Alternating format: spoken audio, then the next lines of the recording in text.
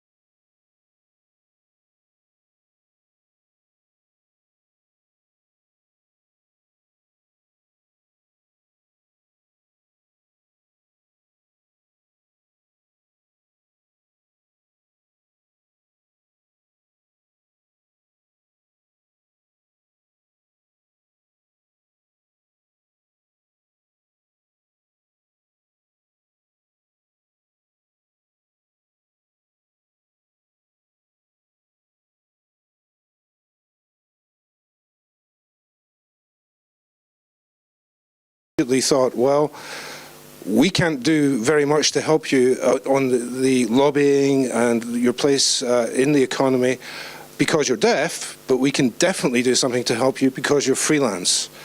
So it actually makes very little difference to us, although I'm very ashamed to say that none of our videos are signed. And that's something, if anybody in the audience wants to volunteer their freelance services to sign and caption some of our videos, we would love to hear from you. We hope to be working with the BDA in the future to represent the specific and particular difficulties deaf freelancers may face. But this evening, I think we'd just like to take the opportunity to get to know everybody a bit better, to understand your problems a bit better, and to recognize that a lot of your problems are exactly the same problems as everybody else's. And Louise Williamson will speak to some of the big problems that we all have with tax, which IPSE, of course, was founded upon. So I hope you enjoy this evening. I hope you find it informative. Any questions you want to ask me or any of the team here tonight from IPSE, please just grab us. Just lay into us for being terribly bad at understanding your problems because it's new to us, but we hope that we can learn what your problems are and help you in any way that we can. Thank you very much.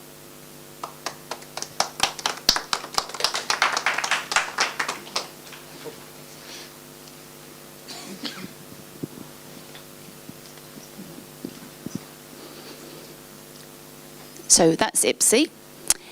I'd like to introduce now the representative from the BDA, of course, the man himself, Terry Riley.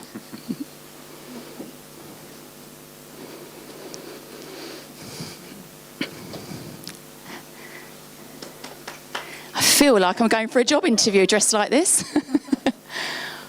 But it's really important. I was always told by my parents, if you're going out, it's about your image, dress smartly, look good.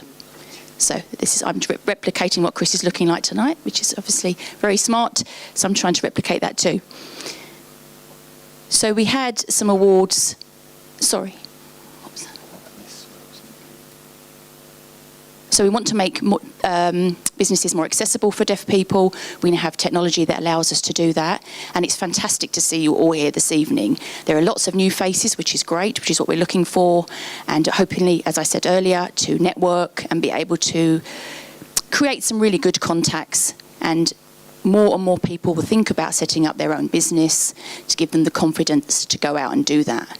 I hope this evening motivates you to do that. I hope you enjoy the evening. It's really important, and if you have any questions, of course, use that opportunity at the end to do so. And we hope this is a long association with IPSE, and I'd like to thank Chris tonight for allowing that to happen and working with the BDA, and we look forward to the future of doing that and working together with yourselves, and hopefully grab this opportunity this evening. So thank you very much. It's all right, I just missed it.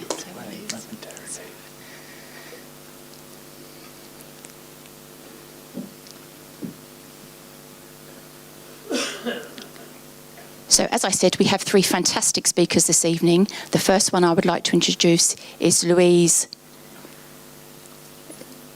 from Mead Contractors. Louise, I didn't get a surname. Is that okay? Please excuse me for sitting down, but I've been suffering from a very bad back over the last couple of weeks, so I hope you don't mind. It's lovely to see you all this evening, and thank you very much to IPSE for asking me to do this presentation. Hopefully it will be useful to all of you. Before I start, could I just ask for a show of hands as to who in the room actually operates a limited company? And who in the room, alternatively, is a sole trader? Okay, that's good, because I've written the presentation sort of split 50-50 between you. I didn't want to go down one path, so it's aimed at all of you. So let's begin. As I mentioned, there are different ways of working as a freelancer or a consultant. The first is a sole trader. With a sole trader, it's very, very important to remember that there's you and your business. Okay, you don't have a company, you have a business. And as far as HMRC are concerned, and as far as tax is concerned, you are one and the same thing. There is no legal separation between the two of you. You are one and the same. Alternatively, you have a limited company situation. And with a limited company, there is you and your company. But in the eyes of HMRC, you are very definitely separate from a tax point of view. And it's very, very important to remember that if you want to stop yourself getting in a muddle when it comes to keeping records and keeping your tax affairs up to date. So now you all know which one of those you're in, you'll be able to concentrate on the parts of the presentation that are relevant to you. So let's talk a little bit about some of the things that you might hold as assets and liabilities within your businesses or within your companies. We'll talk about sole traders first. With sole traders, as I mentioned, you and your business are one and the same thing. However, it is advisable, and I have underlined the word advisable, to keep separate bank accounts for your personal life and your business life. One of the most common problems I face as an accountant in practice is where people, particularly with sole traders, mix business and pleasure. And it is one of my bugbears. It is the golden rule that you must keep these two aspects of your life completely and utterly separate. Okay? So whether we're talking about bank accounts, credit cards, invoices, accounts with the AA, you name it, you must keep them separate. Okay. In the eyes of the law, however, and the eyes of the taxman, there is no distinction between the two of you, but it's just best practice. Please do remember, though, that when you are a sole trader, even if these accounts are held separately for your business, kept apart from your home account, say, the money in that account still belongs to you as a person, as an individual. There is no such legal entity as your business. Your business isn't a legal entity in its own right. So any money, or alternatively, any overdraft in that bank account belongs to you.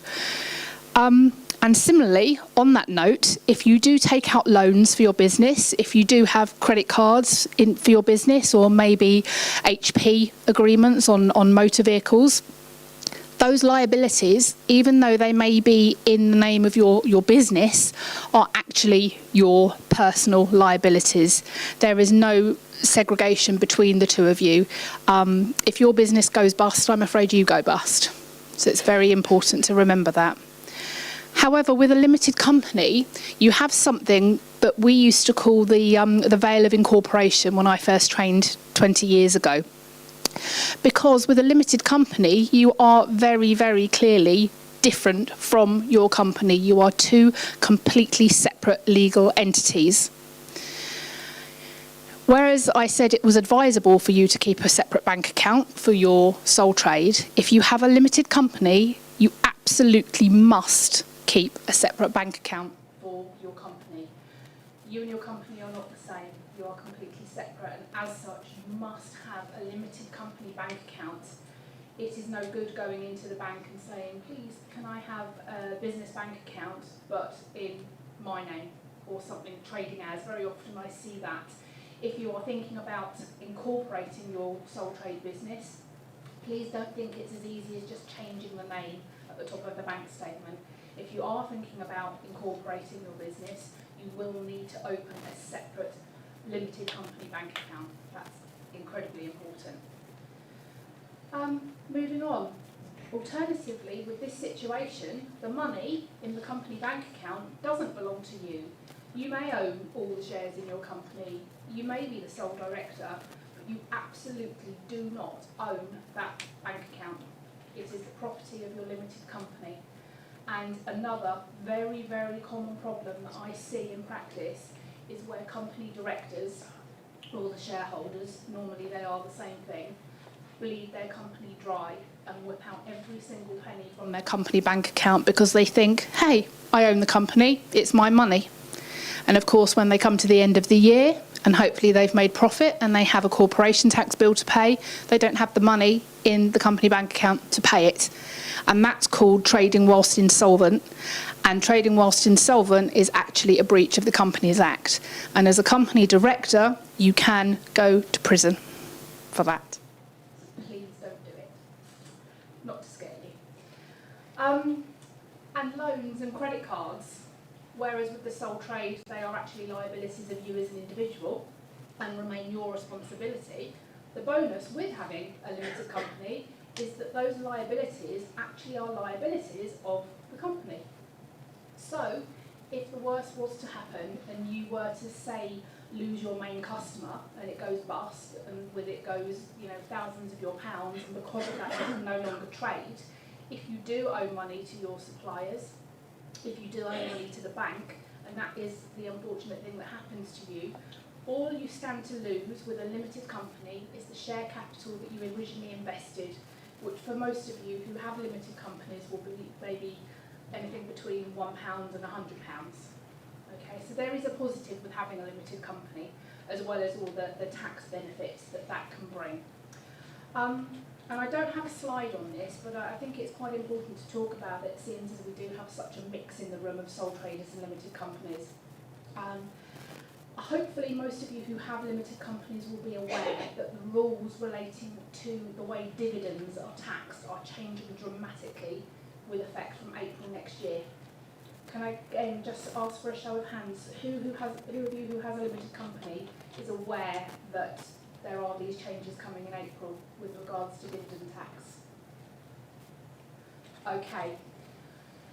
If you do have a limited company and you are doing the normal thing, which is taking quite a low salary and quite high dividends up to the basic rate of tax, I strongly, strongly advise you to contact your accountant and do some forward planning before the 5th of April next year. Because in the summer budget, George Osborne introduced what's been called the dividend tax. So whereas you could draw dividends up to the basic rate threshold without paying a single penny in personal tax, with effect from the 6th of April next year, you are going to pay tax on those dividends of at least 7.5%. He has introduced something called the dividend allowance. It's not an allowance. They have made that very clear now in the guidance notes. It is in fact a nil rate band for dividends of £5,000. So if you are receiving dividends of more than £5,000, you are going to have a personal tax bill come next year. So please, please contact your accountants now about forward planning. Okay? Sorry, I've gone off topic, but I felt that it was very important to say that. So taxation, I just briefly talked about taxation. What are the differences between sole traders and limited companies? With sole traders, you are actually taxed on the profits that your business makes. It doesn't matter how much of that profit you take out for yourself and your family. It's about the profit that the business makes. And that profit will be taxed at whatever rate of tax is applicable when your accountant or you put all your eggs in one basket, so to speak, and prepare your personal tax return every single year. That income tax gets paid twice a year, once on the 31st of January, and if you have payments on account to make, you need to pay that on the 31st of July as well. So hopefully you will have all done your 2015 personal tax returns by now. If not, you've got about 3 months, two and a half months to do it in, so you need to get a wiggle on. So income tax, I just mentioned, you will pay on the business profits. You will also be used to paying Class 2 national insurance, which has been known as the stamp, because you physically used to have to go into the post office and get your little card stamped. And it's only about £2 a week. It's not very much, but with effect from this summer just past, you don't actually have to pay that weekly, monthly anymore by direct debit or by cheque. It's going to be rolled up into the tax return, and I'm actually quite sad about that because it was a tradition. You know, my dad did it, I do it, or did it, and now it's going. There is a rumour that Class 2 national insurance will actually be completely abolished, but that is yet to be decided. We have the pre-budget speech, or sorry, the autumn statement coming up on the 25th of November, so hopefully we'll receive more guidance about that next week.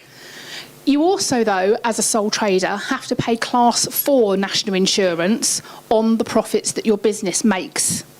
And the de minimis limit is about £7,000, I believe, for Class 4. I can't remember the rates exactly, but you will have to pay Class 4 on your business profits if you are profitable.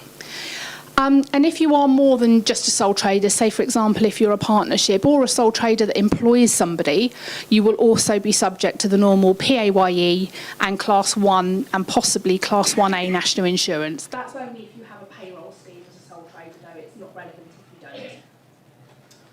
So moving on now to VAT. VAT you have to register for if your turnover, again, I believe is over £80,000 a year now. The rates change every year.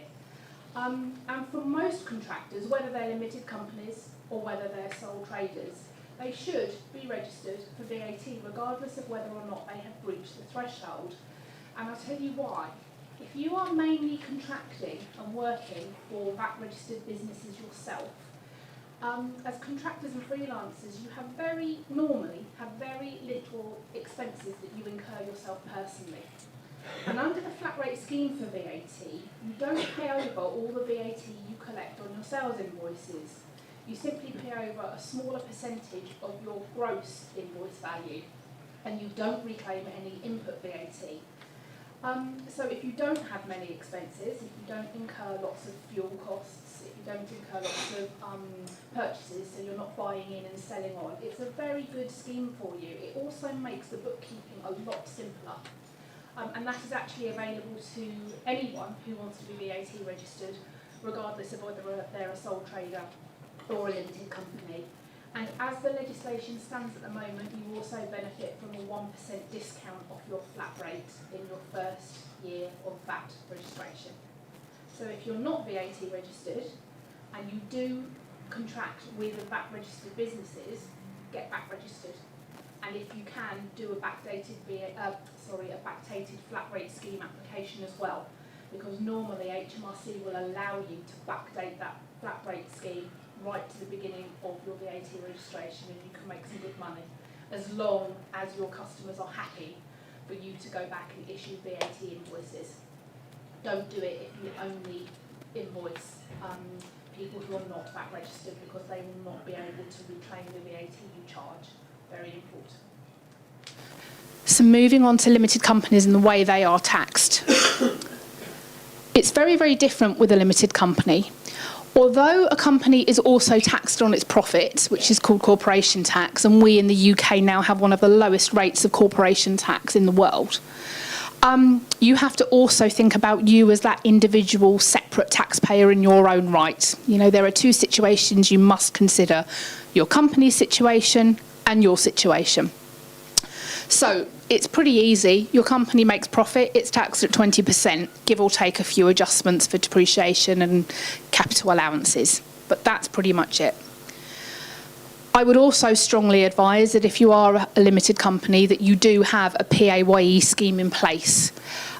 You should be paying yourself a tax-efficient salary through your limited company, which is normally around about the sort of £800 mark. We don't know the exact rates for next year, but you want to be paying yourself a monthly amount that uses up your national insurance free band.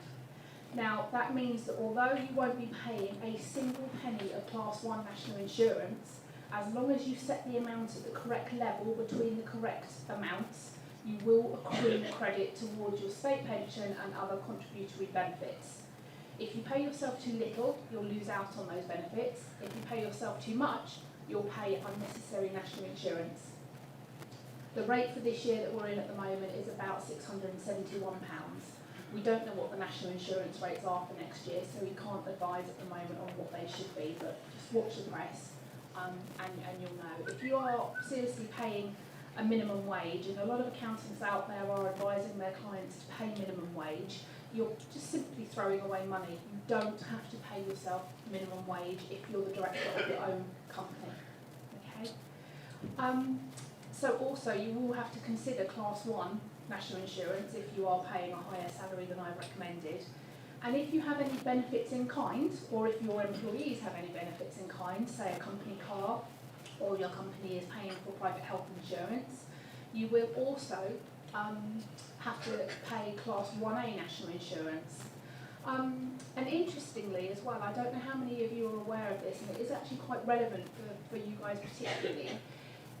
As an employer must pay for anything that it makes its employees more able to do their job because of a disability.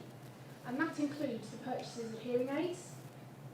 So I don't know how many of you are aware of this, but if you do have to regularly go and get new hearing aids or equipment, and please forgive my ignorance, I don't know how often you have to do this, but that is an allowable company expense. So as long as you get the invoice or the receipt made out to your limited company, that is absolutely fine for you to put it through. Okay? IR35 I put in brackets there because it is only relevant to you guys who have limited companies. It's a very hot topic at the moment, and I'm hoping that come next Wednesday, when the Chancellor does the autumn statement, that he will talk about IR35 in more detail. I was on a course yesterday, and the lecturer was very strong in his opinion that IR35, with effect from the 6th of April, is actually going to be completely and utterly scrapped. He couldn't give me any more information about where his source had got that information from. We'll just have to see. It's obviously something IPSE are lobbying very hard about. It's a constant topic of debate between us and our contractor clients. And if you are caught by the IR35 regulations as a limited company contractor, the ramifications can be quite severe. So if you are in that position, please do seek professional advice. Have each and every one of your contracts reviewed from an IR35 point of view, just to make sure that they're not caught because the way you pay yourself if you're caught compared to if you're not caught is very, very different, and it will cost you a lot of money if you are caught and you haven't actually accounted for the proper taxes. Okay. VAT I spoke about with sole traders. I don't need to go into any more details about that. The position is exactly the same whether you're a sole trader or whether you are a limited company, except of course the VAT liability lies with your company as opposed to lies with you. It's your company that's VAT registered as opposed to you as an individual. I mentioned about remembering the difference between the tax position of the company and the tax position of you as individuals. Not only does the company have to pay tax on its profits, but you as the owners of the businesses, owners of the company, are probably going to receive dividends from your company if you are operating in the most tax efficient way. If you do draw dividends from the company, they go into your pot of income, and at the end of the year, your company, your accountant must produce a tax return for you, or you must do it yourself, and that will spit out your tax liability depending on all your other sources of income. So what you don't want to do is blissfully draw money from your company month on month, week on week, however often you want to do it, and think that you're not going to pay a penny in tax on the money you take from your company. If you are drawing dividends, you will have to pay tax on those dividends at the relevant rate. If you are drawing more money from your company than you should be, i.e. you are taking directors' loans, your company will also have to pay tax on those overdrawn balances if they remain outstanding 9 months after your year end. And that's something that's called Section 455 tax at 25% of the loan balance. So please, if I can give you one bit of advice, make sure you know the profit levels of your company and do not draw dividends in excess of those profits, because you simply cannot do it without severe financial ramifications. It's important. So, books and records. What books and records should you be keeping? Firstly, a cash book. It is the oldest accounting record that you can come across. A cash book is really literally a summary of all the ins and outs in your bank account. You must have a separate cash book for every bank account or credit card that you have. In point of fact, I actually am doing a set of accounts at the moment, or trying to do a set of accounts at the moment, where the bookkeeper for the client has mashed together their current account with their Barclaycard account, and I cannot tell you the headache it has given me trying to pick those apart. So please do keep them separate. It is very important. Secondly, bank statements. Nowadays, most people have online banking. I myself have my bank statements delivered electronically, as my credit card statements are also delivered. It's absolutely fine to do it that way. You don't need to keep physical files of bank statements. But what you must do, if you're keeping a separate cash book, and when I say cash book, that can be a spreadsheet or a physical book if you like, however you want to do it, but you must check that cash book against your bank statements on a regular basis. I don't mean once a year, I mean once a week, once a month. I personally do mine daily, and I don't even have my own business. You know, this is just personally. So please do it regularly, reconcile it, because the banks do make mistakes. Moving on, sales invoices. Some of you will be invoicing agencies, some of you will be just invoicing members of the public or other businesses directly without going through an agency. Please keep copies of all your sales invoices. Again, if you want to keep electronic copies, absolutely fine, but whatever you do, keep those copies. The same goes for purchase invoices and receipts. This is a little bit trickier because you're not producing these pieces of paperwork. I had an interesting debate with a member of my team at work today, actually. I reviewed one of her files, and one of her clients had purchased a new computer. However, the paperwork that she had put on the file was just the order slip for this new computer. And I said to her in her review notes, please can I have a proper invoice or receipt on file for that purchase? Because all the order form does is just prove that you ordered something. It could have been cancelled, it could have been refunded, it might never have gone through. So it's really important when purchasing things through your business, be it a service or an actual physical item, that you not only get an order or a confirmation email, you actually get an invoice. And it's normally, it's called a VAT invoice or a VAT receipt. You don't need that if you're on the flat rate scheme, but you must have a proper invoice or a receipt. Similarly, you can't just have the credit card slip, because all that does is prove you paid for something on a credit card. It doesn't prove what you bought or the nature of the transaction. I had a row with my husband about this with his AA renewal, because I just had the DD confirmation through. I didn't have an invoice, so I badgered him for the last 3 weeks to get an invoice for that, which I finally got yesterday. So I'm not picking on you guys. It's just the way you want to do it to protect yourself. And again, these can be electronic. They don't have to be hard copies. VAT. When you come to do your VAT return, you mix together all of those books and records, and out pops your VAT return, just like that. Please, though, if you do workings, if you're doing these VAT returns manually, keep copies of all your workings, keep copies of the returns. So if you ever do have to look over your workings, you can do so. There is nothing worse than having to look over an old VAT return and having no workings to go from. So please keep your workings. Payroll.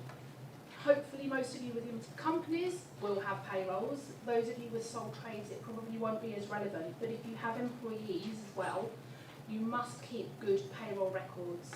There is something now called RTI in place, which means if you do run a payroll of any sort, you have to make submissions to HMRC before you make any payments to employees. And that includes payments to yourself, if you're making payments to yourself.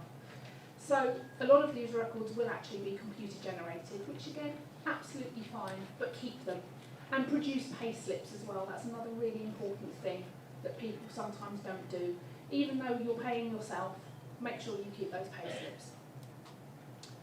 Now, HMRC have absolute power to inspect all of those records. Their powers are now overreaching, and they can look at anything they want to. It is so important that you keep good books and records, because although you are probably doing absolutely everything above board and perfectly well, it is actually an offence not to keep good books and records. And if HMRC want to do an inspection, that's where they're going to go. They're not going to go on verbal interpretation from you. They're going to want to see hard facts. They're going to want to be able to trawl through your bank statements and see how you recorded those transactions. So please keep good books and records. You can now, though, which is what we have done for all of our clients at our firm, move everything into the cloud. Cloud accounting has taken over. We use it at Meads for all of our clients, every single one of them. And the benefits have been outstanding for us as a firm and for our clients. Is that relevant to any of you? You know, we are now a totally paperless office. I do my husband's books and records. We haven't got a single file in our house, thank goodness. Just no more paperwork. You can scan copies of everything into cloud software, and it will attach a copy of, say, a purchase receipt or an invoice or a sales invoice against the transaction. So it's really easy to drill down and look at your transactions. There you are, looking at your business books and records. And under the traditional way of doing it, only one person can look at the records at a time. When you've got cloud accounting, as long as you give that person permission, anyone can log in and have a look at the books and records. So you, your wife, husband, your bookkeeper, your accountant at the end of the year, it's so useful. It's really made such a difference in communication between us and our clients. It really has been a wonderful step. No more sending backups to your accountant at the end of the year and then having problems with software not loading up, and then having problems with memory disks going missing in the post, or having to wait and not use your accounting system until the year-end adjustments go through. There's none of that. Everything's instant. If you need to do something, you can do it online. It's done straight away. It's quicker. It's so much quicker. No typing in things into software, no writing up red books, analysis books. Particularly with the two pieces of software I'm going to mention in the next slide, you can have automatic bank feeds. So you don't even have to enter anything. It all transmits from your bank. It's 100% secure, and you just explain the transactions away. That's supposed to be a tape measure, not a very good picture. You can measure your business better. You can see what profit levels you're making. So if you are wanting to take money from your company for a mortgage, for a house purchase, or if you want to take money out for school fees for your children or for a holiday, particularly if you have a limited company, you can only draw the profit that you've made. And when you're keeping your bookkeeping as up to date as that, you can tell by the press of a button what profit you have made. Whereas if you're writing up red books, you almost have to draw up an interim set of accounts if you want to make a proper business decision. So it's a really good way of working out whether you're doing well in business or whether you need to change things. It's also safer, a lot safer. If you are using manual records, if you are even using, say, a local piece of software on your computer, Sage, QuickBooks, something like that, if that's stored on your computer and your computer gets stolen on the tube, if your office goes up in flames, God forbid, you could be in real trouble. With cloud software, it's all stored in the cloud, it's all backed up, it's all secure. And that has been a massive benefit to us as well. We've now moved over onto a hosted environment completely. And a lot of you will be techie, so you'll know more about how that works than I will, but it is a lot safer. Finally, that's supposed to demonstrate cutting tax. If you can make better, quicker business decisions, then you will save tax. If you're whipping all the money from your business and you haven't got enough money to pay your taxes when they fall due because you didn't know what they were as they accrued through the year, you will end up paying penalties, fines, interest. So it helps all round. I really can't tell you how much I love it. It's fantastic. And just finally, because I know I'm slightly running over, just a couple of examples of software that we use at Needs that have really changed our practice that you can look at using yourselves if you're still using manual records. Free Agent, hopefully a lot of you will have heard of. It's ideal for contractors. It really is. It works brilliantly. It tells you how much money you're making as long as you keep it up to date. It has bank feeds. It's a fantastic piece of software. You can pay for it monthly, or if your accountant uses it, you can ask to be added onto their dashboard. But if you haven't heard of it, please do look it up. And we're not affiliated with any of these software houses, I must just say that. It's just practical advice, I promise. And then Xero, that's much better for small business as opposed to contractors. We've moved all of our more traditional businesses, family-run businesses, onto Xero. So if you are in that situation where you're more than a contractor, you have a bigger business, then that's definitely something to look at. And just finally, we do have a LinkedIn group, Contractors, Consultants and Freelancers UK, and all of the content on there will be very, very relevant for you if you are a freelancer or a contractor in the UK. My business partner Paul regularly puts blog articles on there, so please, if you are on LinkedIn, join that group, it's fantastic. And also, if you go to our website, Needs Contractors, you can sign up for our newsletter. And once a month we send out newsletters with tax tips and lots of other information that's useful for contractors and anybody running their own business. Anybody. And that's it. That's us. I'll be here all night until 8:30, 9 o'clock. So if you do have any questions, please feel free to ask. Thank you.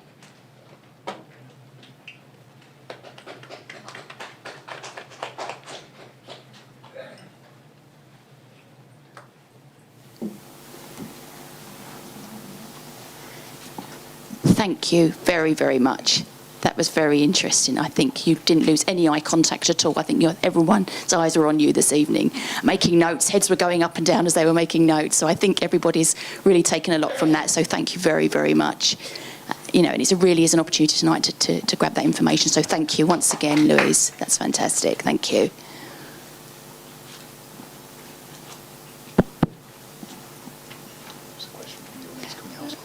Oh, can we save questions till later? Oh, so someone's asking if we can email the PowerPoint out. Yes, we can do that. back. That's fantastic. Thank you, Louise. Thanks. So there should be enough for everybody, but if not, we can always email, so that's not going to be a problem too much. So now we're going on to our second speaker, who is Esther Stanhope. She has worked at the BBC. She has been live producer. She has carried out interviews even with Madonna, which is fantastic, which is very impressive. And she's just thinking about pizzazz tonight and how you can just sell yourself. Over to you, Esther.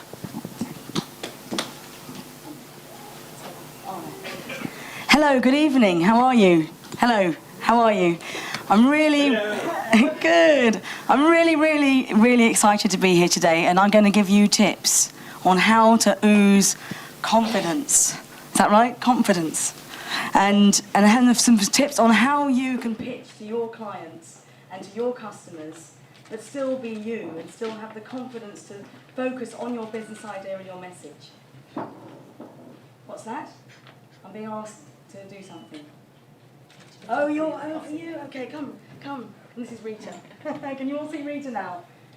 Good. And hello, if you're watching at home, hello. How are you? Enjoy. I was really excited because when I did work at the BBC, there was one time when one of my friends, who was one of the on-screen sign interpreters, invited me to a lunch with about 15 deaf people. People that were deaf. Is that right? The deaf. People that were deaf. So I went to this lunch, and it was near Christmas, and people were serving wine, and everybody was very polite, and we were talking.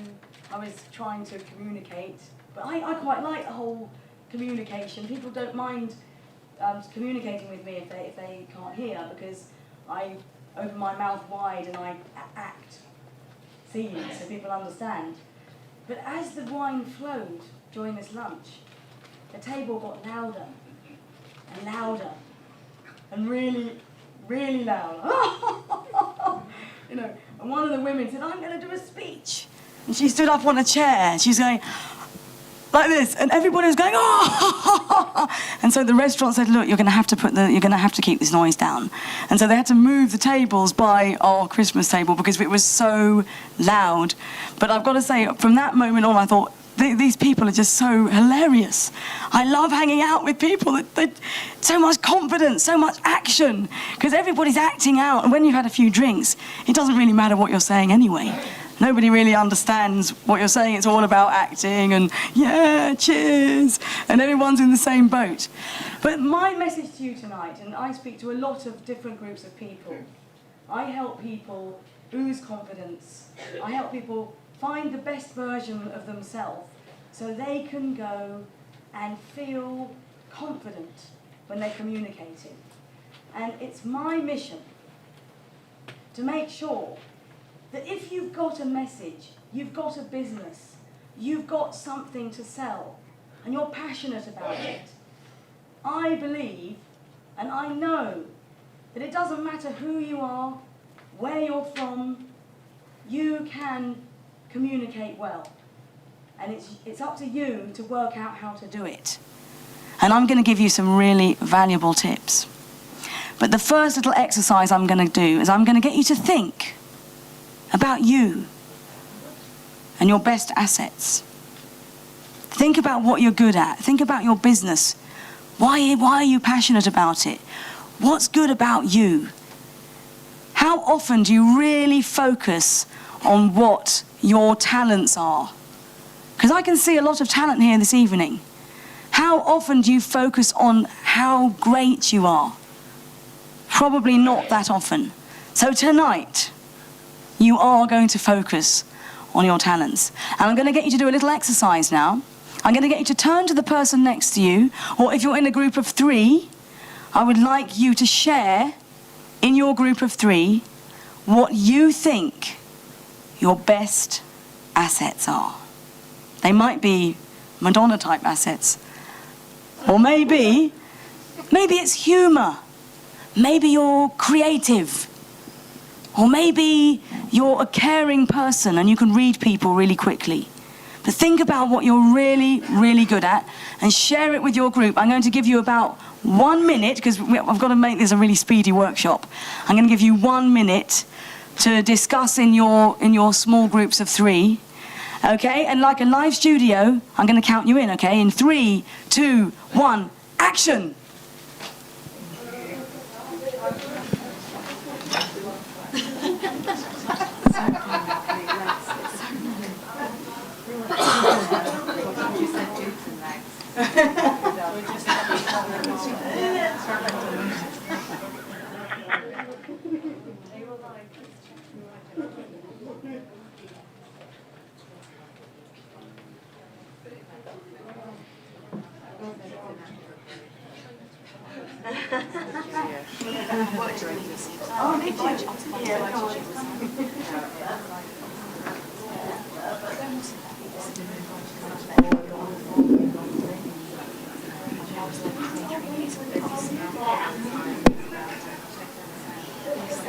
Perhaps it was me that dropped in stay.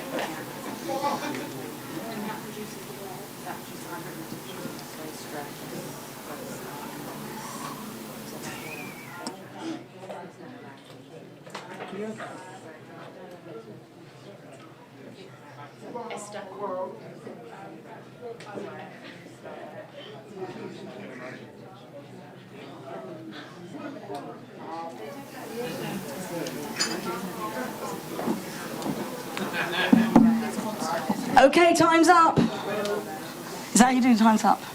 Time's up. In a television studio, you wind people up. And then when you go past the time, you go, cut. Go cut. Okay, who shared some fabulous assets? Put your hand up if you heard something really great. Hands up if you heard something really great. If you signed something really great. Come on. What did you hear? What were you talking about? You looked very animated over here. What were you talking about? Come on, share. She said, what did you learn about us?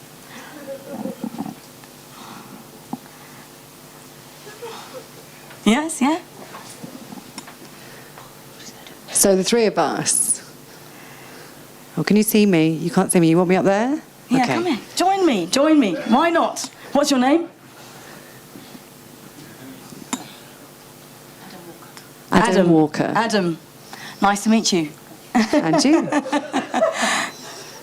So the 3 of us, we were chatting in our group just for a few minutes about the positives that each of us had, reflecting on our skills.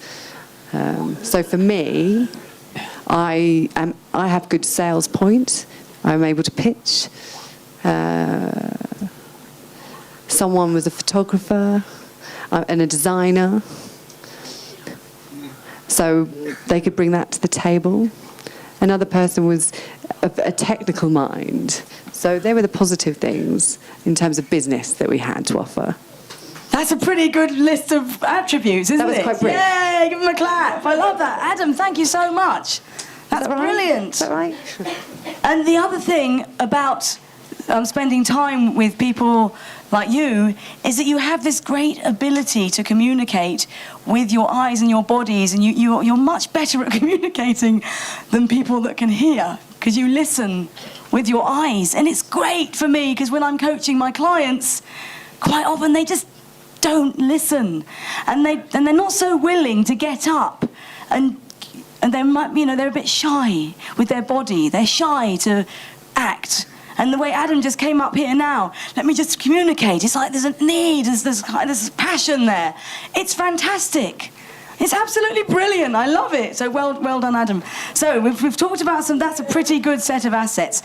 So put your hand up if you, I'm not going to ask anyone else to say this now, but just put your hand up if you heard some other really good assets.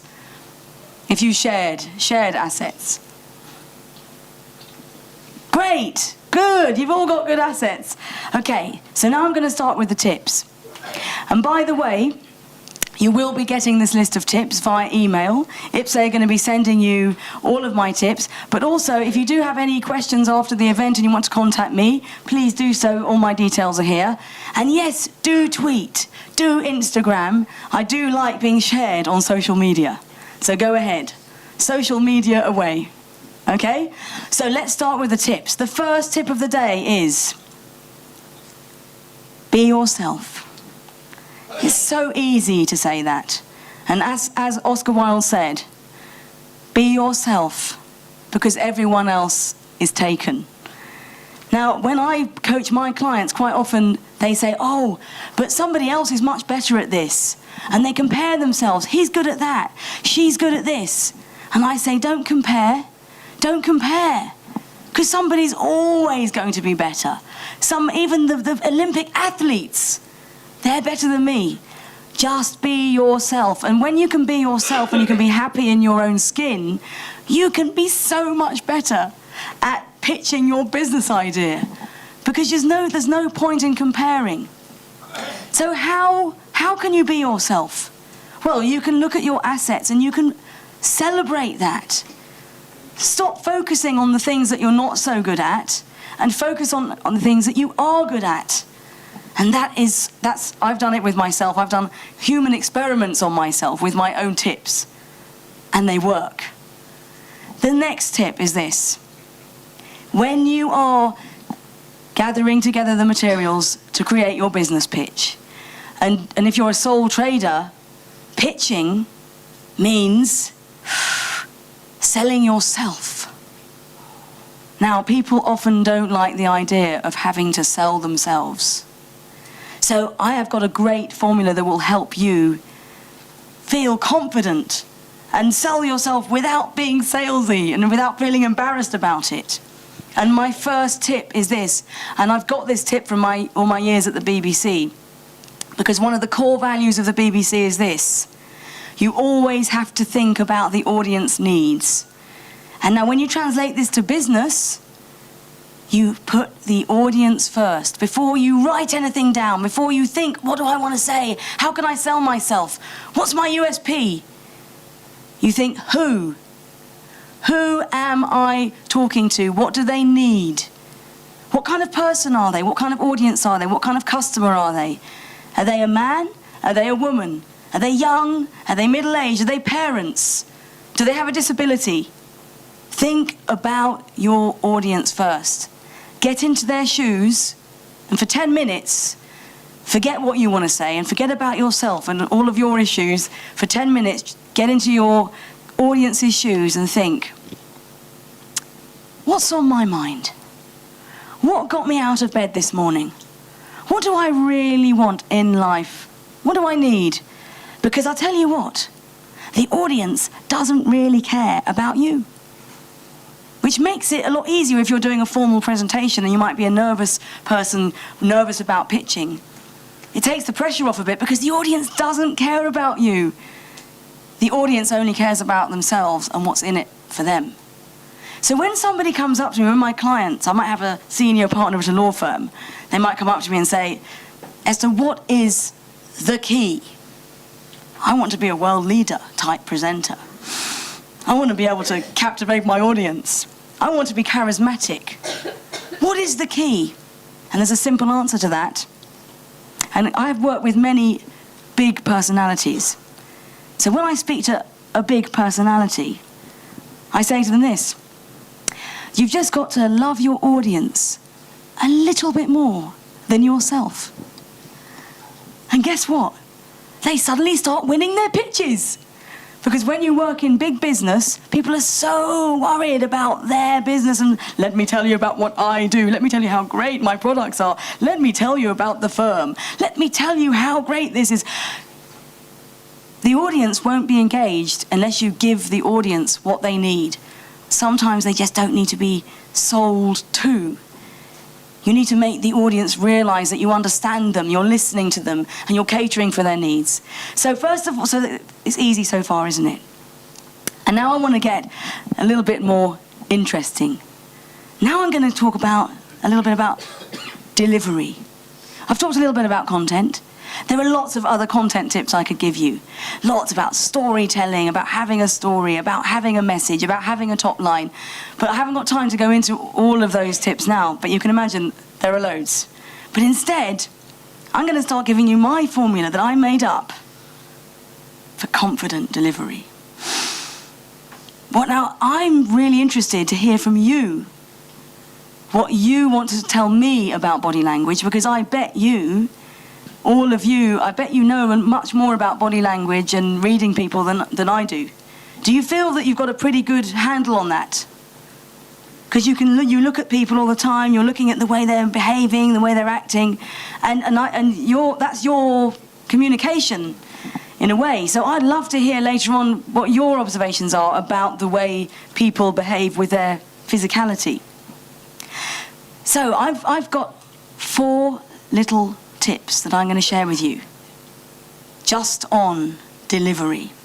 And I've picked this up from all my years at the BBC observing ex-sports personalities. You know, Andy Murray is a good example of somebody who's struggled with his delivery. And you know the people that struggle with delivery. You know the people that don't have whatever it takes to captivate their audience. So, my little formula, which you will get in your follow-up email, it's all about the power of the pose. My formula is P-O-S-E.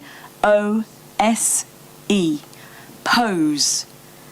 Now, you might guess what some of those letters stand for. Okay, well, I'll give you a clue. Okay, so the power of the pose. What do you think P stands for? Any guesses? Pose. Position. Nearly. Anyway, what do you think? Posture. Yes. Yes, posture. Now, just by... Okay, so I'm seeing you all... Okay, I'll let you off a little bit. The evenings, you know, it's quite late. But come on, guys. Grow an inch. In your chairs, come on. Sit up. Come on, all of you. Sit up. Yeah, see, grow an inch. I know you're standing up. You don't have to stand up. Sit up, nice and straight. Now, if I was being mean, I would make you stand up, but you may not be able to see me, so I'm going to let you sit down. Posture. Now listen to this. Just by the way you stand makes you look world leader. Feel.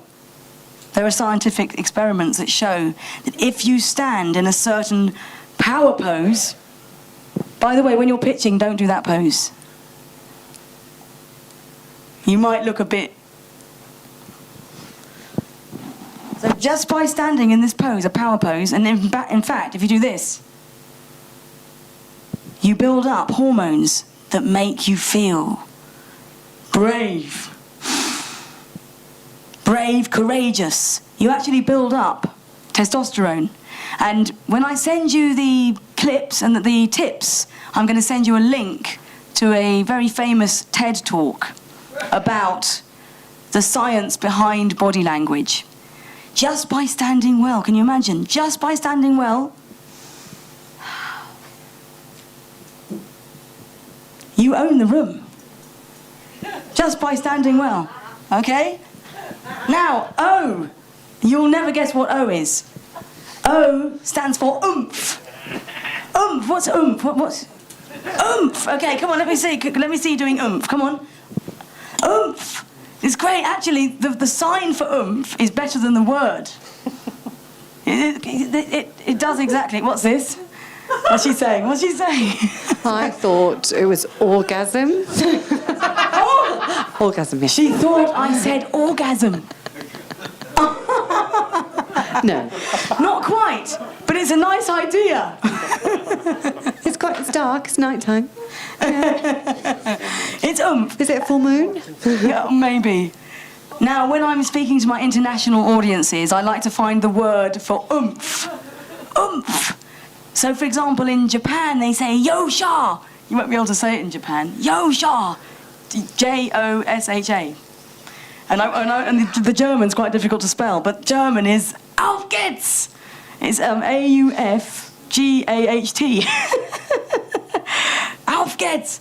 And if you know Delia Smith, the television chef. Is that right? Oh yeah, auf geht's. And Delia Smith, what did she say? Do you remember Delia Smith?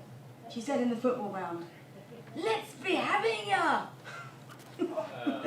She had a lot of oomph. So already you can see if you have energy. I mean, as a studio producer for television, if you don't have energy in your studio, people will just turn it off. You've got to have energy. And the thing I notice about you is that you have lots of energy. You have energy behind your message because you have to make an extra effort to communicate. And that is a great thing. And it's exciting. So, posture. Oomph. S in the word pose normally stands for speech. Because when people get nervous, normally their speech goes. But today, I've changed the S. It's not speech, it's sign. Signing. Yeah, so yay! What's the word? How do I do sign language? Is that what sign? Oh, sign. Sign. Yeah? So you might not have the same speech as somebody that hears, but you can do signing. But you can put a lot of energy behind that, and you can stand well, you can have lots of energy, and then you have your signing. You don't necessarily need to have a really good voice in order to have a really good message, a physical voice, because you're going to communicate in a different way, probably more creative, probably more interesting, probably more eye-catching, probably more memorable as well. So just remember that. And finally, E. The E in pose. Does anybody want to take a guess? Enthusiasm. That's good. That's a good guess. I tell you what, you'll never guess it because I made this up to make it fit my word. What's that? Energy. Oh, I love that, yes. Well, a kind of oomph covers the energy bit, but you're right. I mean, when I was coming up with this formula, energy was on my mind. Thank you. Now, yes, sir? Enthusiasm. Oh, you're right. It's actually not enthusiasm, but it's a very good guess. But I'll tell you what it is. Okay, when I used to work in a live studio audience, the cameraman used to say, and the cameraman here might get this, he used to say, we're going to go live, everybody. We're going to go live in 3, 2, 1, eyes and teeth. Smile. Smile. What's this? What did you say over there? Engagement. Eye contact, yes. But Eye if you say, contact. when I say to you, if you're about to do a pitch, okay, this is you, okay, remember to grow an inch, yeah, sitting up. You're going to do a pitch, you want to get the posture, yeah, you want to get the posture. Go on, get those shoulders back, go on, nice and relax, okay, you've got the posture, you've got the energy, you've got your signing ready, yeah, not your speech, you've got your signing, but the most important thing is your smile. Experience. Eyes and teeth. No, it's eyes and teeth. That's the E is eyes and teeth, which means smile. And it also reminds you to give eye contact. Yes, because I think that you look at people a lot more with your eyes because you need to see and read people a lot more. So that's it, the power of the pose. So I'm not sure if I'm running out of time. Have I got 2 minutes? I've lost track of time. 1 minute. Okay. Oh, good. For the last minute, okay? I'm going to give you one little tiny exercise. It's going to be a 30-second exercise. Yep. Yes? And I would like you, and I'm not sure how, I've never done this before with a group like this before, so who knows, okay? We're just going to go for it, okay? Are you ready to go for it? I'd like you to share your best assets one last time. Just choose one, so it only takes a few seconds to say. But this time, when you turn to your group, I want you to channel your inner American. That is the key to great pitching in this country. I've had articles written about this, okay? Look, forget the accent. I want you to assume the attitude, yeah? A little bit awesome, a little bit bigger, a little bit louder, but louder in your signing. I want you to channel, and I want you to be like an American, okay? And I'm going to give you 30 seconds to share. Okay, I'll count you in 3, 2, 1, action!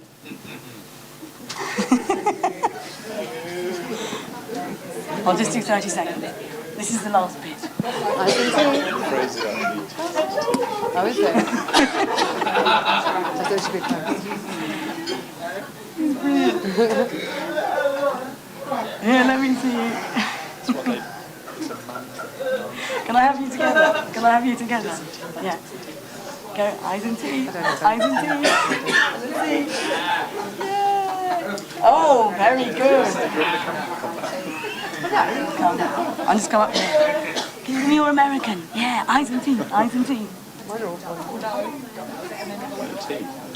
Yeah, yeah, good. Oh, yeah. Okay. Okay, time's up. Hey, who felt a little bit awesome? Anybody put your hands up if you felt a little bit awesome? Who felt a little bit more bold? Who felt a little bit more brave? And who is going to put... Oh, thank you, sir. Yes. Now think about the takeaways from my tips. You will be getting a whole list because there's no way you're going to remember them all. But think about the one thing that you're going to take away this evening. And then afterwards, please come and share what you have found useful with my talk. And also share with each other, what are you actually going to put into practice from now? And please do sign up to my free tips that I send out on email. Sign up on my website if you can, and you will be getting an email with the tips from tonight. Please do sign up. I'd love to hear from you, and I'd love to hear what tips you find useful. And I've got to say, you have been a fantastic audience. It's been really such a pleasure to be invited here. So thank you, IPSE, and thank you all for having me. Thank you. Well done.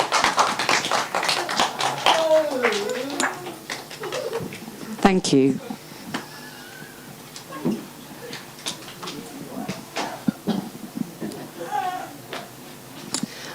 I have to remember my pose, don't I? Yes. Eyes and teeth, eyes and teeth. Have I passed? Have I passed? Eyes and teeth. Yes, 100%. Fantastic. I just have to make sure that I'm right, correct, in my stance. Thank you so much. So, we've looked at ourselves, haven't we? How to exude confidence, how to be enthused. But it's really linked to our next speaker, Linda Day. She's the director of Sign World, and she's here to talk about yourself and how to use deaf as your USP, your unique selling point. So quite well linked. Linda, Sign World director, vice chair of the BDA also, but she's doing a capacity at Sign World. So I'd like to introduce Linda. I'm going to be using sign language, so I kind of get away with it because it's quite charismatic, isn't it? But you might judge me differently, I don't know. So let's start my presentation, please, Jeff. Okay. I've been asked to come and talk about USP. It's quite challenging, isn't it? Because USP's a bit of a hot topic, a terminology that's kind of out there. I think maybe I first heard it about 10 years ago, something like that, but or maybe even a few years ago. But USP terminology is being used kind of a lot now. So I wanted to talk about it today in a very generic sense, and then actually more specifically as me as a deaf person. It's important, you know, you're in freelancers, you're self-employed. It's important to identify and talk about your USP. Think about it. Think, what does it mean for me as an individual, me as a business, a person, or what in whatever capacity?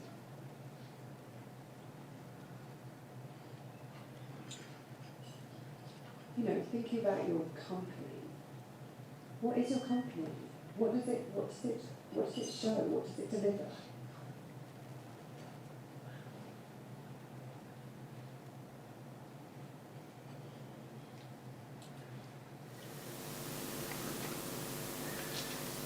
So, your unique selling point. Why did I set this up? What sets me apart from other companies? What was my aim? And why? What makes me different? I want to be different from others, but what makes me different? What's the missing? What's the gap in the market? It's important. If you don't think about it, it's not going to help you develop. So you have to categorise and think about what can generate the motivation in the momentum in your business and help it to develop and grow.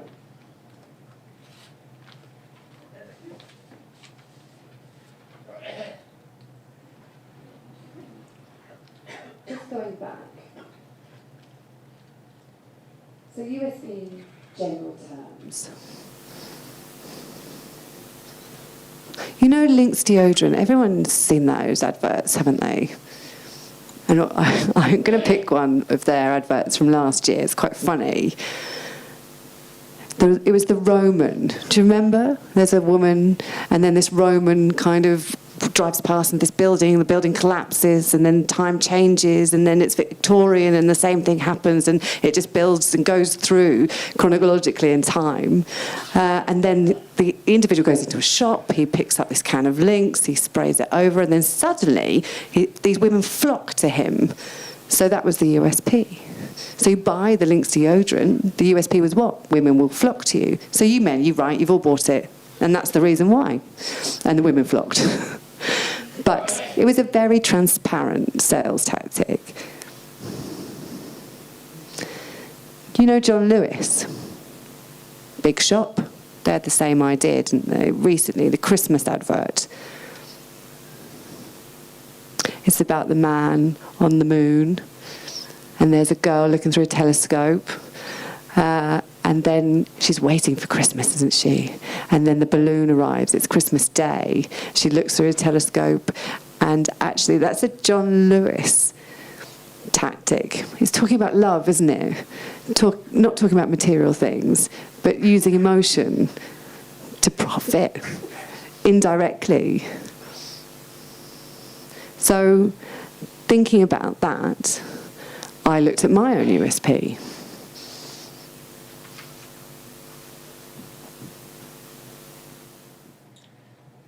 Look at the first one.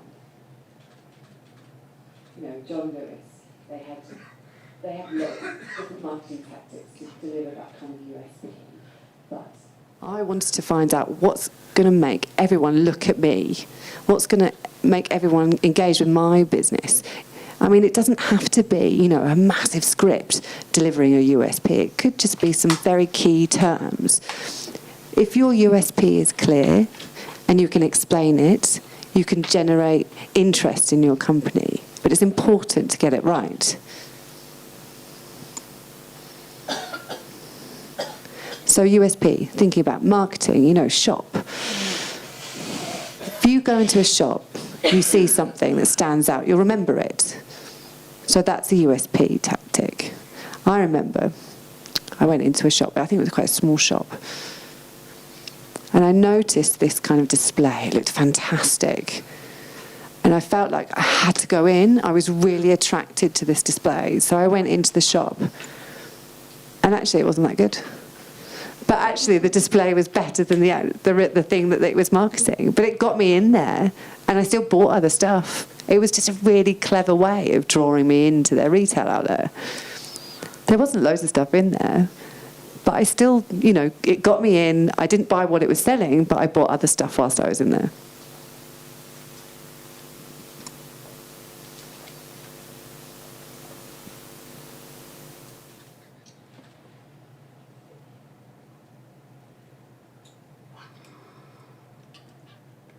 So when you're thinking about a USP,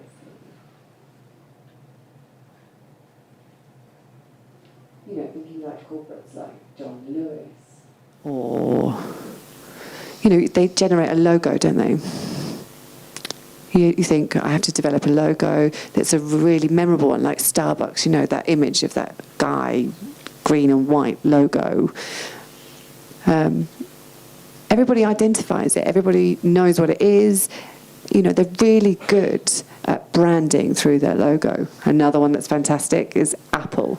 No one needs to have text to support that. They just see that Apple. They know exactly what it is, what the product is, what the company is. You've got to think of the power of logos.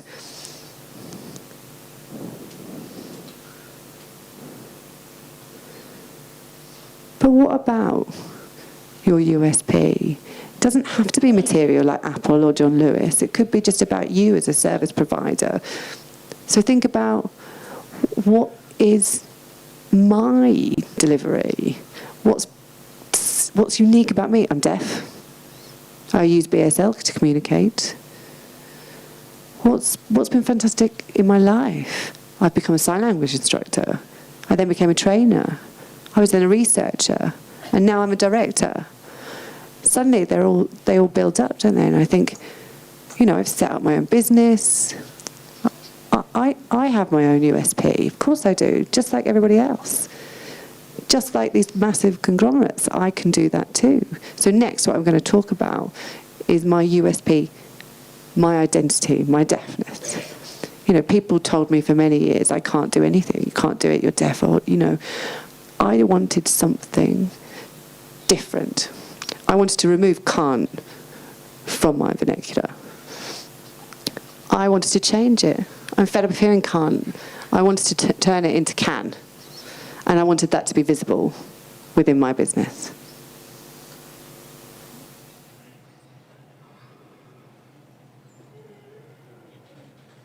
So I'm deaf. I've set up a business. I wanted to give you some examples. Often, deaf people like to be seen. And as a deaf person now in society, I'm very unique. That does make me different. These previous speakers, when they've been out visiting organisations, different places, you spot us, don't you? We're very visual. We're very physical in our communication. If you're into a village, I just get remembered everywhere I go because I'm just one. There's just one of me generally wherever I go. So, there's loads of people and just one deaf person.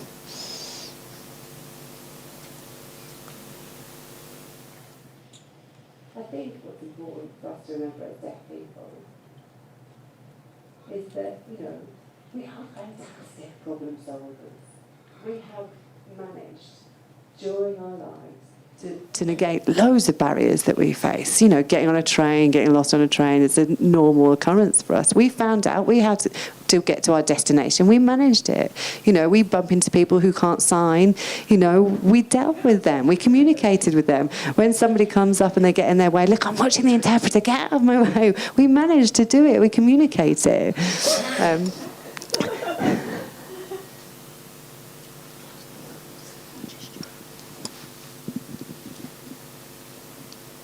So identifying things by using gesture is really important. That's how people identify with me as a deaf person. So if you're freelancing and you're a sole worker, you're able to do that. You're good at problem solving. You've done it all your life as a deaf individual, and that's really important to remember and not to dismiss.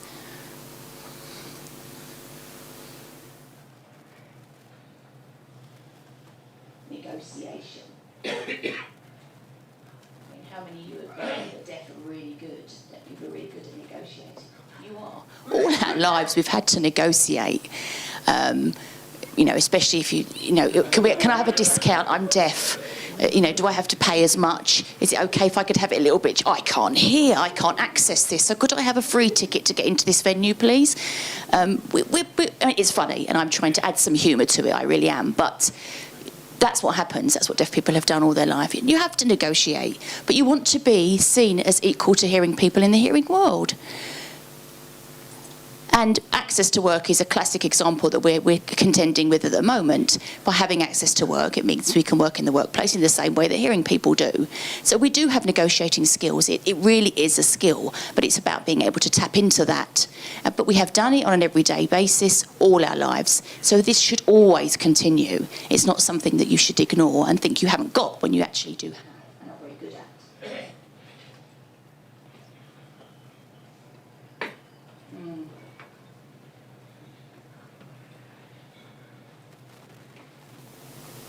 We always used to make the excuse that we can't get a job. I can't use the phone. We go along and, can you use the phone? No, I can't use the phone, but, oh, well, really sorry. That That's the difficulty that we had growing up. It's always been difficult for deaf people to use the phone, but we have technology now. We are able to have other ways to communicate with individuals. Emails is a primary example of being able to communicate with somebody else. We don't just have to use the phone. I think lots of people that don't even use the phone themselves, hearing people that don't need to.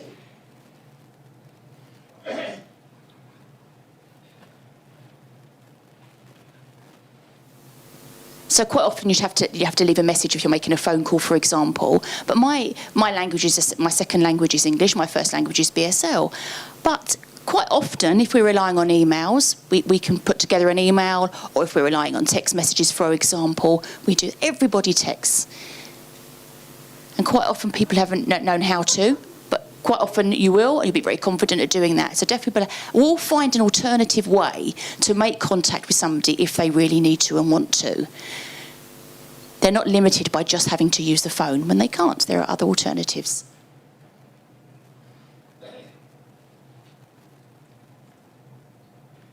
Quite often, as I said to you before, I turn up generally somewhere, I'm going to be the only deaf person present, and that will identify me as a deaf person, and I stand out. And this is now we're talking about the pizzazz that you're supposed to have when you walk into a room and people need to remember you.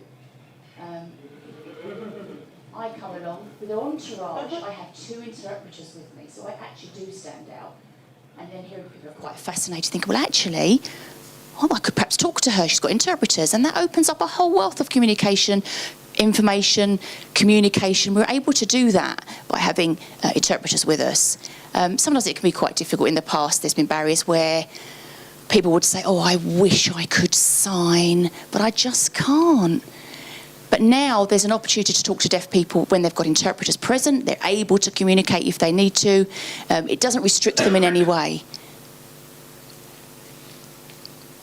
So it gives people confidence to approach me. I've got interpreters, I can communicate with you. Let's use the interpreters that I've brought, and vice versa. And the interpreter's not just for the deaf individual, it's to allow communication with myself and hearing people too. So you're able to use that communication. The difficulty that I have at times, which is quite often a barrier, is obviously they talk to the interpreter, not to me. And that's the opportunity that you just say, look, I've got an interpreter, but if you can keep eye contact with me, that would be really useful, and so on. And it's just about educating people.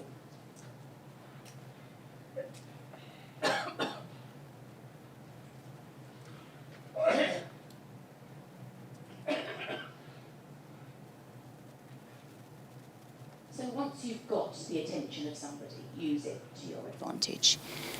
When you think about webcams, for example, on a day-to-day basis, I mean, people use the phones, but you have access to webcams. People use that for various reasons. You can use Skype, I'm sure. How many of you use Skype? There's lots of people that use Skype. I do. Then 3 or 4 can join a conversation. You could have just 1 or 2. I could be in Ireland, somebody could be in Scotland. So the opportunity is there to network across the country, even worldwide at times, to allow that networking to take place. It isn't just about communicating one way. We can communicate in so many different ways. If you're on a phone call, that becomes more difficult, but obviously if it's a visual way of doing it, i.e. using a webcam, for example, it makes communication much easier. And you ask and say, somebody got Skype, then you can use an interpreter if you're talking to somebody who's hearing. I'll have an interpreter in the room with me, which means I can still communicate with somebody, the other side of the country, but I'm using an interpreter. What's also good about that visual type of communication, you can spot their body language straight away, so you can have total communication and understand their intention.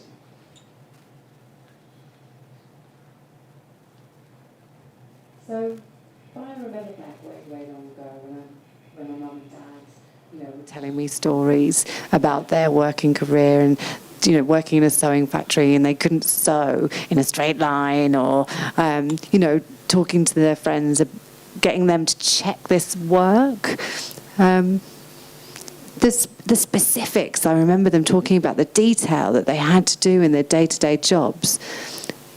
I think your USP might be useful to know is that, you could be an internal designer or you could be a painter and decorator, but your skill as a deaf person is your eyes. Your visibility, your accuracy in that visibility. You've got more eye for detail than anybody out there as a deaf person. So that is your USP, your ability to communicate, your creativity. You know, we're sharp. I don't want, you know, deafness to characterise me. I want people to remember me for the skills that I have. So we've got all of those things that we can think about, but I'm going to talk now about my company and my USP and how I got to creating that. And I had to really sit down and think quite hard about that. Sign World has none, and I'll explain why. Let me explain. Because I want to give you that as an example so you can take it away and think about your own. Sign World is 24/7. You can access it 24/7. Any time of the year. You can wake up in the morning, go online, access my business anytime you like. It's interactive. It's a learning tool. I mean, there's others out there, but it's, you know, that's part of my business, part of my USP. It's very interactive. It's learning. It's self-regulating. You can do it when you like, whenever you like. You can learn at your own pace. Some people are really fast learners. Some people aren't so fast. We all are different. How we acquire things is different. So my business can teach at learner's pace.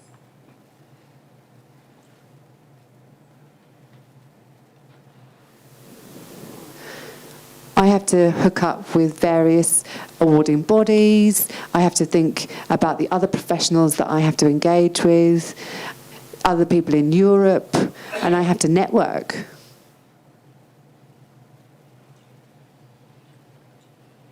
Regional variations, I mean, that's really important. You know, we're deaf. It's the same as accents, regional accents. You know, you can identify somebody from Newcastle, you can identify somebody from Liverpool, Wales. Deaf people are exactly the same in BSL. People often ask, you know, why doesn't sign language become a national language? Well, no, we like our variation. Individual assessment. You can assess yourself. You can do self-reflection and develop your language that way through my website. The revision tools are on there too.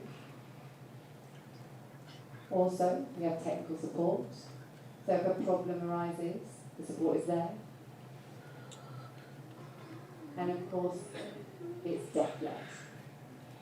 There's loads of other organisations that deliver a similar business like to mine, but mine is deaf-led.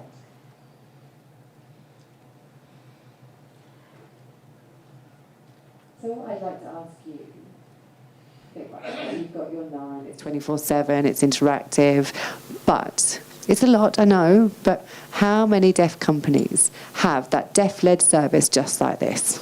Not many.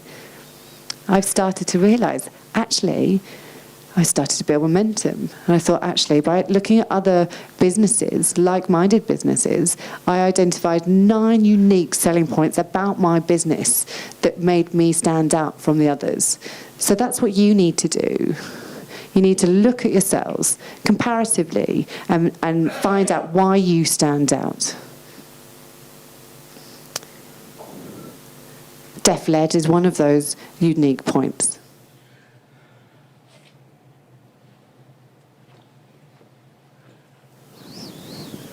Avoid quitting. Don't give up. Reflect. Go back. Discuss. Remember that can-do attitude. Find a way round. Problem solve. You can achieve it. Time is moving on. Okay. Social media is key. Remember, we had so many issues. Everything was done over the phone, through spoken language. But now we've got Facebook, Twitter. It means we can move just as fast as our hearing counterparts. But it is really important. You have to take time, learn how to engage with the audience. Don't just splash anything out there. Don't be demanding either on social media. Find other ways, perhaps like quote of the day, or, like John Lewis, when they're thinking about their customers, they interact with their customers. They're not aggressive. They find out stuff about their customers, and they also provide information. They don't discriminate either. It's important to think about your customers. And what they want. The last thing is this.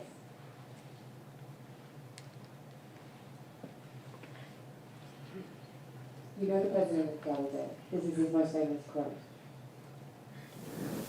The only thing deaf people can't do is hear. They can do anything. Whatever they want to, you can do it. Remember, can't? We need to remove that from our vocabulary. All the best.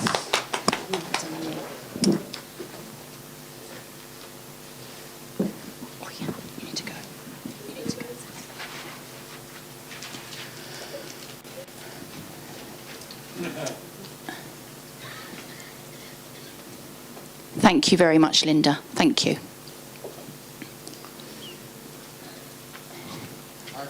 What a fantastic evening it's been.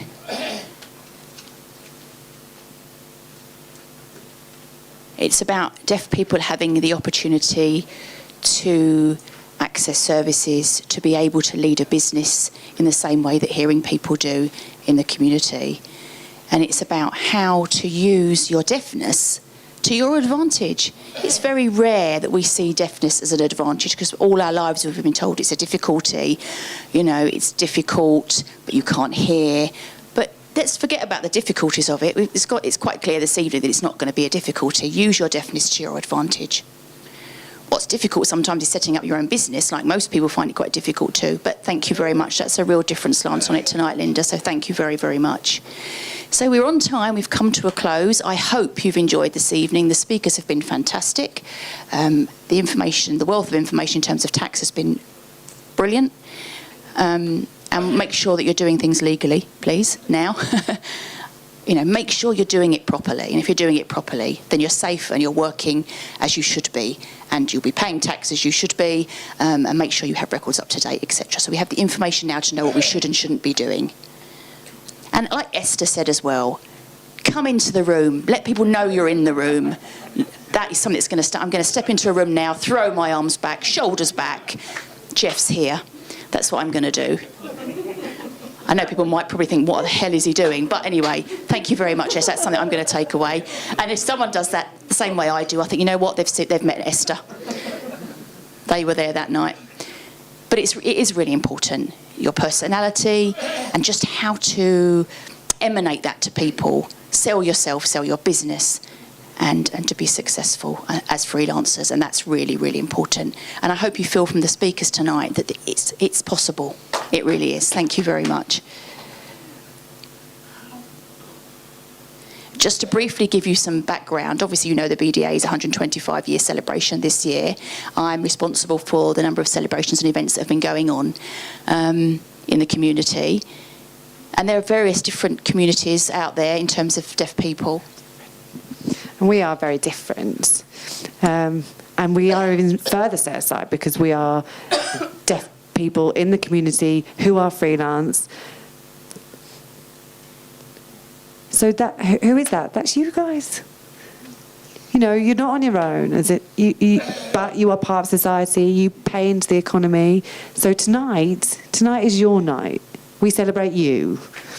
All deaf freelancers, self-employed people. It's your night. So congratulations for your determination, your commitment, your grit, setting up your businesses. Thank you. I've nearly finished. IPSE, thank you so much for your support. Without you, we couldn't have done this. So thank you so very much. Terry, Terry and I both look forward to working in partnership with you. I hope want to thank the hotel, the venue, their hospitality, their interpreters. They were very last minute, so thank you, and our panel typist too. One thing that has really, really impacted me is meeting the people in the freelance community, setting up the Facebook page, engaging with you guys. I mean, there's so many people out there, so many names to remember, but thank you all. Thank you all for making this happen.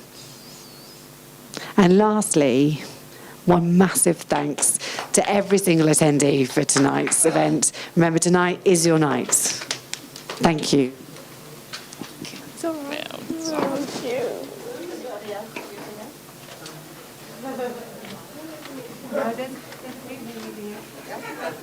Thank you very much. How many of us were using? I think it's quite Thanks for coming. My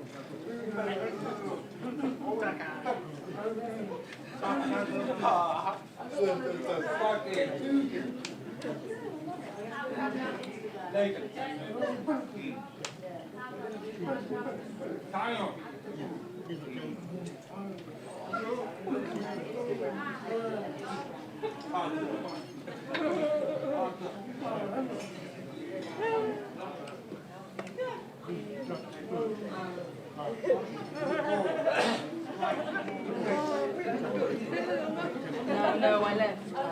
Yeah. Now I have my business. My own company, yes. No more. Now I work in big business. Thanks. Big law.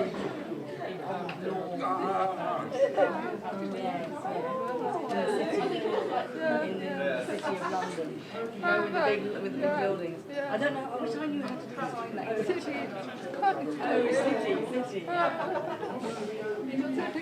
City. All right.